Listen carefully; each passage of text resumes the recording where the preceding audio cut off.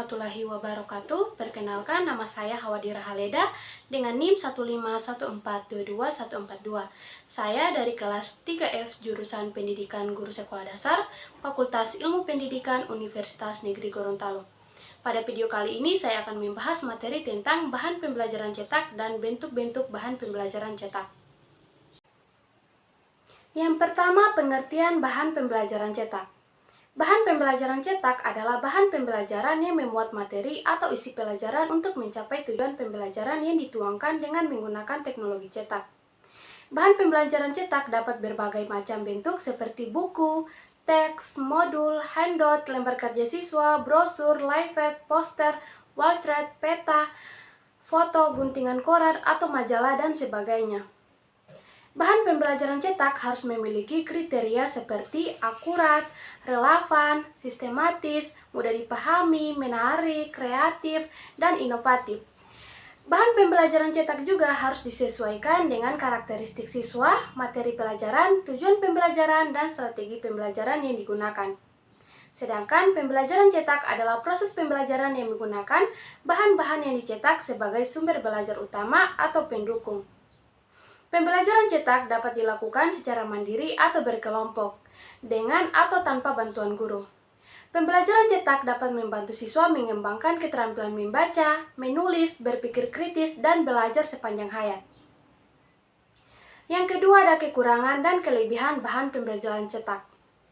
Dalam penggunaan bahan pembelajaran cetak memiliki kekurangan dan kelebihannya sendiri, seperti yang pertama, kekurangan bahan pembelajaran cetak, yaitu ada kekurangan interaktif dan dinamis, membutuhkan keterampilan membaca yang baik, terbatas dalam menyajikan informasi audiovisual, dan sulit diperbarui.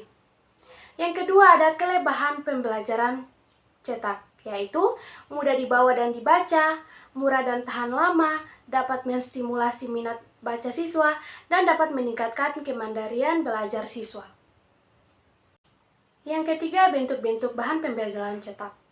Untuk bentuk serta macam dari bahan pembelajaran cetak ini bisa tergantung dengan sesuai dengan tujuan, materi, serta sasaran pembelajaran yang ingin dicapai itu sendiri. Seperti berikut. Yang pertama, buku. Buku merupakan lembar kertas yang dijilid berisi tulisan.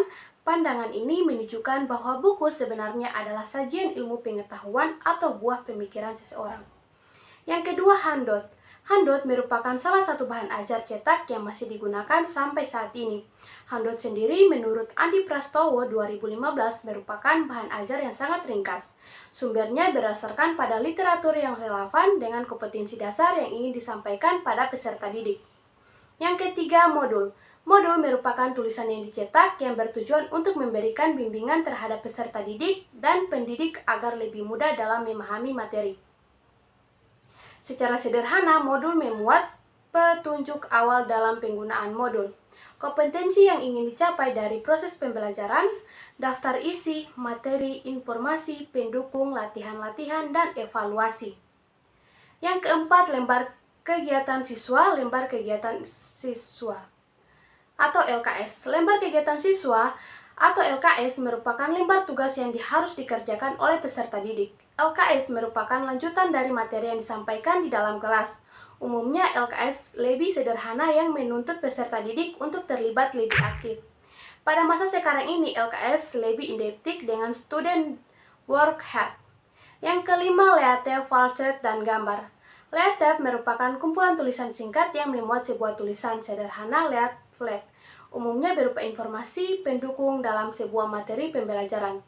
Leaflet juga seringkali disamakan dengan brosur, akan tetapi leaflet lebih cenderung informatif dan lebih mengarah pada tulisan saja, sedangkan brosur dapat menampilkan gambar atau ilustrasi.